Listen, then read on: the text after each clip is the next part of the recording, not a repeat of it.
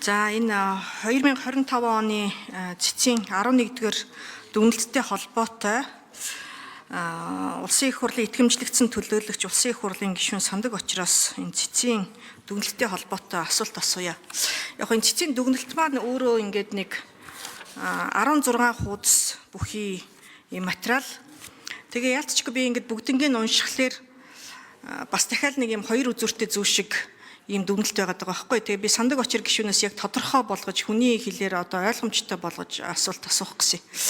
Нэгдүгээрт болохоор бид чи одоо орон нутгийн сонгуул дээр тухайн одоо хүн суманд болон одоо аймагта нэгэн зэрэг одоо дэвшиж болохгүй гэж одоо заасны дагуу одоо нэр дэвшилтүүд явагдсан. Гэхдээ зарим хүмүүс бол нэг хуулийн давхцал байгаа учраас нэг хуулийн дээрээ болно гэж заасан, нөгөө хуулийн дээрээ болохгүй гэж заачихсан буюу яг одоо сонгуулийн тухай хуулийн дээр нь бол нэр дэвшиж болно гэд гарцсан нь одоо нээлттэй байгаад идэг. Гэтэл нөгөө төрийн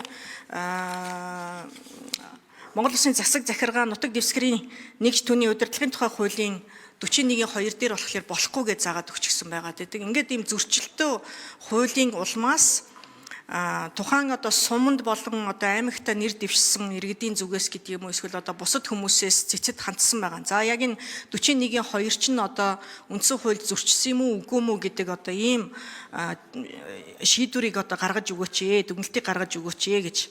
Гэтэл цэц маань одоо сонсоход юу гэсэн бэ гэхлээр нэгдүгээрт яг 41-2 бол ердөөсөө үндсэн хуулийг зөрчөөгүй байна гэж нэг одоо хэлчихээд одоо хуульд нийцсэн байна гэж нэг хэлчихээд нөгөө талдаа суманд болон одоо аймагта одоо сонгогдох нь бол бас одоо нээлттэй ирэх нь байна гэд одоо ерөнхий дүгнэлттэй бас хэлчихэж байгаа байхгүй юу.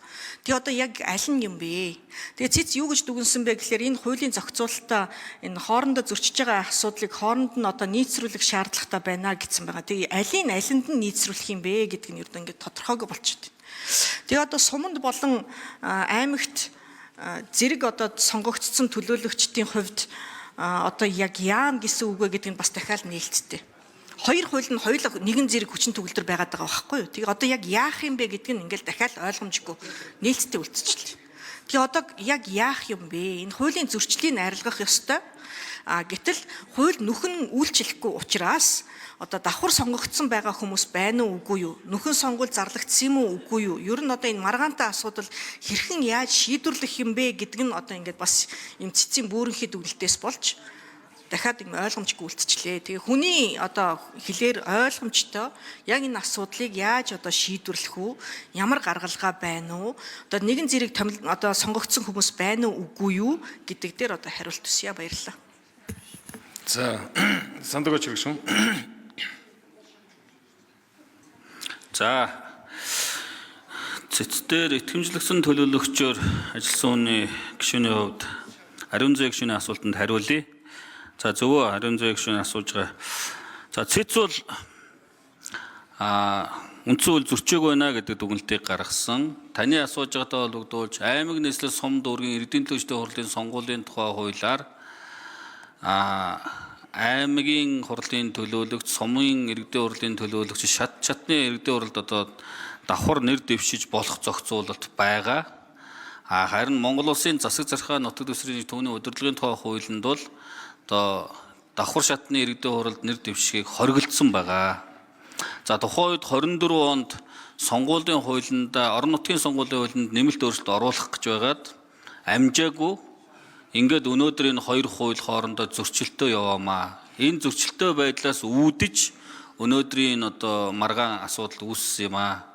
Тийм учраас цэцгийн дүгнэлт бол аймгийн иргэдийн хурлын төлөөлөгч бол аймагта, сумын иргэдийн хурлын төлөөлөгч сумандаа бай гэдэг давхар одоо сонгуульт ажилтаа байж болохгүй гэдэг ийм одоо цэцгийн дүгнэлтийн агуулга бол энэ юм аа. За үүнтэй холбоотойгоор 24 оны 10 сард болсон орон нутгийн сонгуульд бас 60 гаруй мандат дээр одоо ийм давхар сонгогдсон аймаг нийслэл сум дүүрэг. За нийслэлээр бол байхгүй. Аймаг сум дээр бол байгаа.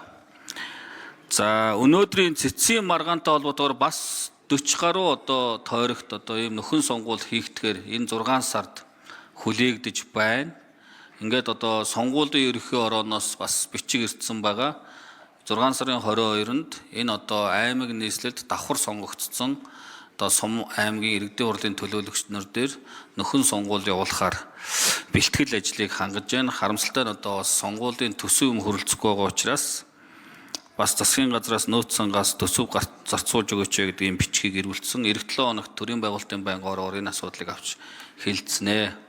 Тэгэхээр ер нь бол аймаг сум нийслэл дүүрэх давхар одоо орон нутгийн иргэдийн хурлын өөрөө өдөр тусны байгууллагад сонгуульт ажилтаа байж болохгүй гэдэг ийм л одоо хуулийг хэрэгжүүлэх болгоно. Тэгэхээр бид нэр цэцгийн дүгнэлтэд холбогдвол цаашдаа аймаг нийслэл сум дүүргийн эрдэнэ төстэй хурлын сонгуулийн тухай хуулиа нэгжийн хуулиндаа нийцүүлж өөрчлөх хэрэгцээ шаардлага үүсэж байгаа гэдгийг бас хэлье. За баярлалаа.